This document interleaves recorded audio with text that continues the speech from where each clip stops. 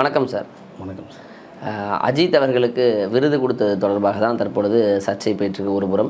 இன்னொரு புறம் ஜனநாயகம் பண்ணு படம் பேர் வச்சுருக்காங்க தளபதி 69க்கு. எப்படி பார்க்குறீங்க? சர்ச்சைகள் என்ன இருக்குது, சொல்கிறதுக்கு என்ன இருக்குன்னு எனக்கு புரியல. எனக்கு அவருடைய உழைப்புக்கு இது கிடைச்ச ஒரு விஷயம். ஸோ அந்த பத்ம பூஷன் விருது அவர் சாதாரணமாக கிடைக்கல. எவ்வளவோ கஷ்டங்களை தாண்டி இன்றைக்கி இந்தியாவுக்கே பெருமைப்படக்கூடிய ஒரு விஷயத்தை பண்ணியிருக்காரு. கார்ச்சேஸில் உலக அளவில் 3வது இடத்த வாங்கியிருக்காரு. இது சாதாரண விஷயமா? எந்த நடிகர்கள் இந்த மாதிரி போட்டியில் கலந்துருக்காங்க? சுமதோ வீரரை சொல்லுங்கள், கிடையவே கிடையாது. ஸோ அதனால் அவர் கலந்துட்டு அவருடைய டீம் வின் பண்ணியிருக்கு. அவர் வின் பண்ணால் அவர் டீம் வின் பண்ணார். ரெண்டும் ஒன்று தான். இந்தியா கிரிக்கெட்டில் டீம் வின் பண்ணிச்சுன்னா எல்லாத்துக்கும் கேப்டனுக்கு உள்ளது தானே, அது மாதிரி தான். ஸோ இது பத்ம பூஷன் விருதுக்கு 100% ஒரு தகுதியான ஆள் தான் அஜித் அப்படிங்கிறத என்னோடய கருத்து. அதை இதில் மேற்கொண்டு பார்த்திங்கன்னா நம்ம சிவாஜி சார் அண்ட் கமல் இவங்களோட பத்மஸ்ரீ பத்மபூஷன் கிடச்சிருக்கு. எம்ஜிஆர் அவர்களுக்கு பாரத ரத்னா கிடச்சிருக்கு. அதாவது இந்திய அரசு யாருக்கும் சாதாரணமாக கொடுக்க மாட்டாங்க. அவங்களுடைய உழைப்புக்கும் அவங்களுடைய அந்த அந்த கேட்டகரி பிரிப்பாங்க. இவங்க யார் எப்படி எப்படி முன்னுக்கு வந்தாங்க அப்படிங்கிற பிரித்து தான் அந்த விருது வழங்கப்படுது. இப்போ அஜித் அவர்கள் அந்த விருதுக்கு தகுதியானவர் தான் சார், இல்லைன்னு சொல்லலை. ஆனால் ஏன் அப்போ சர்ச்சையை உருவாக்குறது தானே சார்? போட்டி பொறாமல் நிறைந்த உலகம் தானே இது. அதனால் எப்படி அஜித்துக்கு நேற்று இருந்த அஜித்துக்கு பத்மபூஷனா அப்படிங்கிறது மாதிரியான ஒரு வியப்பு அதை நிறைய பேர் ட்ரோல் பண்ணுறாங்க. ஆனால் நிறையா பார்த்திங்கன்னா அரசியல்வாதிகளும் சரி, நம்மளுடைய நடிகர் சங்கமும் சரி, தயாரிப்பாளர் சங்கமும் சரி, சக நடிகர்களும் சரி அவருக்கு மிகப்பெரிய அளவு பாராட்டுதல் இல்லை, குமிச்சிக்கிட்டு இருக்காங்க. ஸோ அஜித்துக்கு அவ்வளோ பாராட்டுதல் வந்துகிட்டு இருக்குது. இன்றைக்குள்ள அரசியலில் பார்த்திங்கன்னா சீமான் கூட உச்ச நடிகர் அஜித், உச்சத்தில் இருக்கும் அஜித்துக்கு வாழ்த்துக்கள் சொல்கிறாரு. அவர் மறைமுகமாக விஜயை அட்டாக் பண்ணுறாங்கிறதான் தெரிய வருது. உச்சத்திலேருந்து நான் வந்தவன் அரசியலுக்கு அப்படின்னு சொன்ன விஷயத்தை தான் இப்போ சீமான் அட்டாக் பண்ணுறாரு. ஸோ எதுவாக இருந்தாலும் அஜித்துக்கு கொடுத்தது அந்த விருதுக்கு அஜித் தகுதியானவர். இந்த விருதை கொடுத்தது இந்தியாவுக்கு ஒரு பெருமைக்கூடிய விஷயம் தான் நான் நினைக்கிறேன். ஓகே, இப்போ அஜித் அவர்களுக்கு விருது பின்னணியில் பாஜக மறைமுகமாக அஜித்தை இழுக்க நினைக்கிறது அப்படின்னு சொல்கிறாங்களே, வாய்ப்பு இருக்கா? அது எந்த கட்சிகள் வாழ்த்துக்கள் சொல்லி ஒரு விருது கொடுத்தாங்கன்னா அது உடனே நம்ம சைடு இழுக்கிறாங்கன்ற அர்த்தமே கிடையாது சார். பிஜேபி தமிழ்நாட்டில் பெரிய லெவலில் ஒரு பெரிய லெவலில் இல்லை. உங்களுக்கு நீங்கள் அப்படி பார்த்தா டிஎம்கேக்கு சொன்னீங்கன்னா கூட ஒரு அர்த்தம் இருக்கும். ஏன்னா இப்போ அடுத்த படம் ரெட் ஜெயினுக்கு அஜித் பண்ணுறது கிட்டத்தட்ட கன்ஃபார்மாக இருக்குது. ஸோ அந்த லெவலில் பார்த்தீங்கன்னா அஜித்தை இழுக்கிறாரா ரெட் ஜெயின் உதயநிதி அப்படிங்கிறது கூட நீங்கள் பேசலாம், கேள்வி கேட்கலாம். இது வேறு அது வேறு சார். இப்போ நான் பாஜக அஜித்தை இழுக்க நினைக்குதான்னு கேட்ட மாதிரி திமுக அஜித்தை எப்போ இழுக்க நினைக்குதா விஜய்க்கு எதிராக அப்படின்னு ஒரு, ஏன்னா இப்போ படம் பண்ணுறாங்க அப்படின்னா அது விஜய்க்கு எதிராகத்தான் அது இருக்க முடியும். இல்லை, விஜய்க்கு எதிராக உருவாக்குறதுக்கு அவங்க பிளான் பண்ணலாம். அஜித் இருக்கிறோடைய இன்றைக்கி ஸ்டேட்டஸ் வேறு லெவல். சக நடிகர் விஜயும் அஜித்தும் ஒன்றா ஃபீல்டுக்கு உள்ளே என்ட்ரி ஆனவங்க. ஸோ அவர் ஒரு ரூட்டில் போய் பெரிய ஆளாயிட்டார், இவர் ரூட்டில் போய் மிகப்பெரிய ஆளாயிட்டார் இன்றைக்கி. ஸோ 2 பேர் 2 இருபதுருவங்களாக இருக்காங்க. அஜித்துடைய வளர்ச்சி சொல்ல முடியாத அளவுக்கு இருக்குது இன்றைக்கி. இவர் அரசியலுக்கு போயிட்டார். இப்போ அடுத்து யார் அப்படிங்கும்போது அஜித் தான் இருக்கார். அவர் அரசியலுக்கு வருவாரா அப்படின்னா ஒரு கேள்விக்குறி தான்.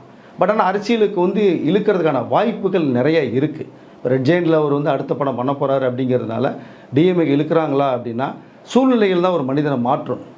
அரசியல் ஆசை, அந்த சீட்டோட ஆசைகள் வந்தால் ஒருவேளை அஜித் அரசியலுக்கு வரலாம். ஆனால் வருவாராங்கிறது ஒரு கேள்விக்கு.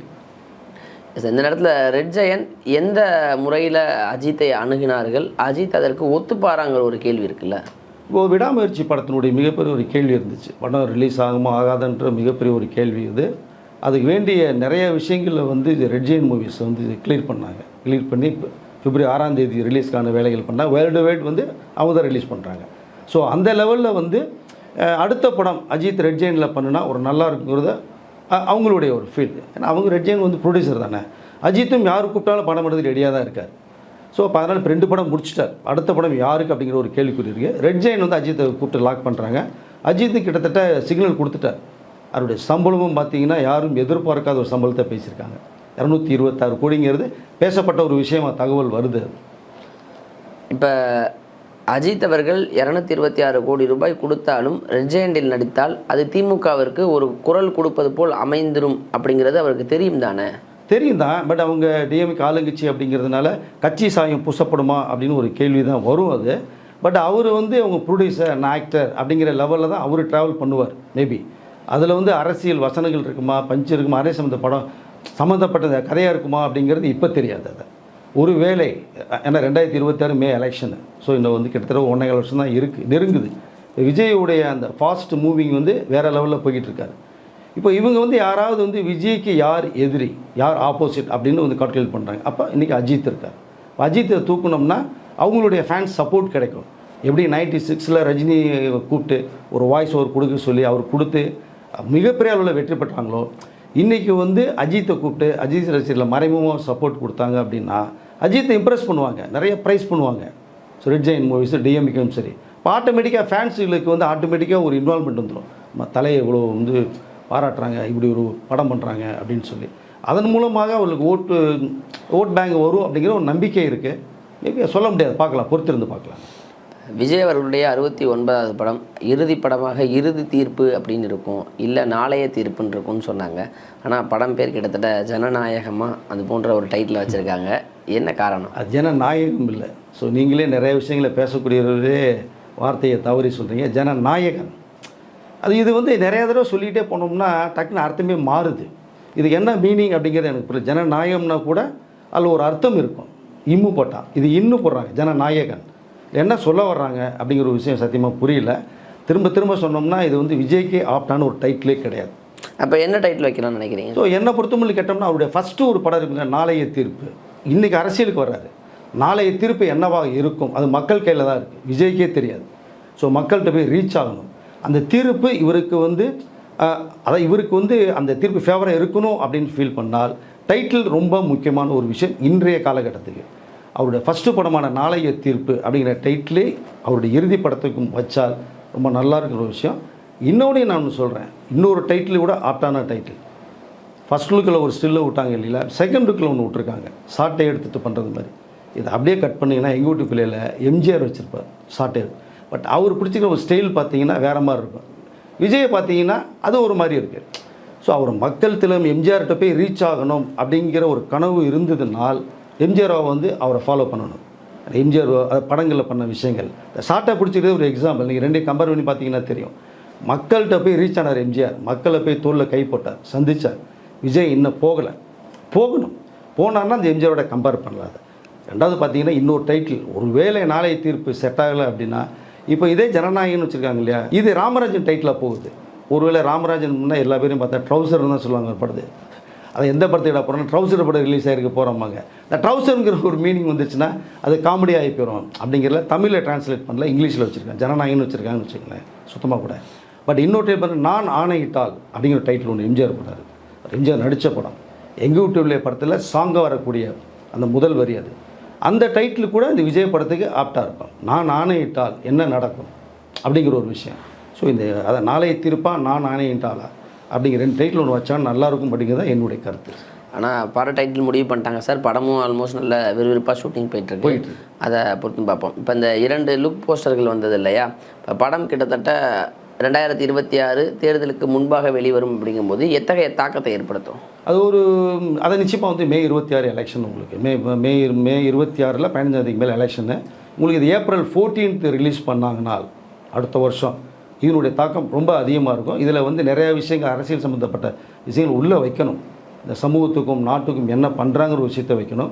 அது வினோத்தினுடைய பார்வையில் அந்த மாதிரி அரசியல் படமாக ட்ராவல் பண்ணுவாங்களா? இது வந்து ஒரு தெலுங்கு படத்தினுடைய, பாலையா பண்ண தெலுங்கு படத்தினுடைய கிட்டத்தட்ட ரீமேக் தான். தமிழுக்கு சில விஷயங்களை மாற்றி பண்ணுறாங்க. பட் எந்த அளவுக்கு இது ஒரு பெரிய தாக்கத்தை ஏற்படுத்தும் அப்படிங்கிறத நம்ம வந்து இவங்க என்ன ஆல்ட்ரேஷன் பண்ணுறாங்க, விஜய்க்காக என்ன கொண்டு வராங்க ஒரு விஷயம் இருக்குது. வினோத்தினுடைய லைஃப் இதில் ஒரு கேள்விக்குறி இருக்குது. டோட்டலாக ஒரு அரசியல் சாயப்பட்ட பூசப்பட்ட ஒரு படமாக அமைஞ்சிச்சு அப்படின்னா இது விஜய்க்கே ஒரு ப்ளஸ்ஸாக இருக்குமான்னு எனக்கு தெரியாது. எனக்கு அதை ஸோ அது சமூகம் கலந்து சில விஷயங்களோட ஒரு கமர்ஷியல் ஆக்ட் பண்ணி சொல்லி பண்ணினாங்களா அது நல்லாயிருக்கும் அப்படிங்கிறதாங்க. படம் வரும்போது பொறுத்து வந்து பார்ப்போம் சார். இறுதியாக ஒரு கேள்வி, சிவகார்த்திகேயன் அவர்கள் சுதாகுமாரன் நடிப்பில் நடிச்சிட்ருக்காரு. அந்த படத்துக்கு பல்வேறு பெயர்கள் இடப்பட்டு வருது, என்ன காரணம்? முதல்ல புறநானூறு சொன்னாங்க, அப்புறம் 1965 சொன்னாங்க, இப்போ இறுதியை வந்து ஒரு டைட்டில் சொல்கிறாங்க, அதுவும் கன்ஃபார்ம் இல்லைன்றாங்க. சிவாஜி கணேசன் தமிழ் ஃபீல்டில் அறிமுகம் முதல் படத்தோட பேர் பராசக்தி. பட்டு இந்த டைட்டிலுக்கும் சிவகார்த்திகேயனுக்கும் சம்மந்தமே இல்லாமல் இருக்குது. அவருடைய ஸ்டைலு அந்த யங்ஸ்டர்ஸ் கவரேஜ் பண்ணுறது பூரா வேறு மாதிரி பேட்டர்ன். ஸோ இது பராசக்தி எப்படி இருக்குன்னு தெரியல. அதுவும் வந்து கன்ஃபார்ம் இல்லைன்ட்டாங்க சுதா டைரக்டர் அவங்க.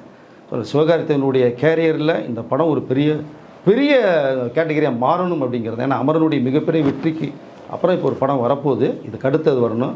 ஏன்னா சம்பளம் 100 கோடிக்கு மேலே போகிறாரு. தனுஷால் அறிமுகப்படுத்தப்பட்டு ஸோ வந்தவர் தனுஷே 50 கோடி தான் கிட்டத்தட்ட வாங்குறாரு. இவர் இப்போ 100 கோடிக்கிட்ட வரைக்கும் போயிட்டார். ஸோ அந்த கேட்டகரியில் அவர் செலக்ட் பண்ணி பண்ணணும். டைட்டிலும் முக்கியம் அப்படிங்கிறது என்னுடைய. இப்போ இந்த நேரத்தில் அந்த பராசக்தி படம் டைட்டில் வைக்கிறாங்க அப்படின்னு தெரிஞ்சோன்னே சிவாஜி சார் ரசிகர்கள் எல்லாமே வந்து வேறு டைட்டிலே கிடைக்கல அவங்களுக்கு இதை தான் பயன்படுத்துவீங்களா அப்படிங்கிற மாதிரி விமர்சனங்களை எழுதியிருக்காங்களே சார். அது வரதானே செய்யும். ஏன்னா அவங்க வந்து போற்றப்படக்கூடிய ஒரு டைட்டில் அவங்களுடைய விரும்பினோட ஒரு நடிகருடைய டைட்டிலுக்கும் போது அது வைக்கிறாங்களே அப்படின்னு ஒரு கேள்விக்குறி தான் வரும். பட் வைக்கிறது ஒன்றும் தவறு கிடையாது. பழைய டைட்டில் ஒரு 5 வருஷம் தான் அந்த டைட்டில் வந்து இந்த சங்கத்தில் வேல்யூபிள் இது. அப்புறம் நீங்கள் திரும்பி அதான் அந்த டைட்டில் வந்து யார் வேணாலும் எடுத்து நம்ம என்ட்ரி போட்டு வைக்கலாம் சார். ஓகே சார், நேரம் கொடுத்ததற்கு நன்றி சார். நன்றி.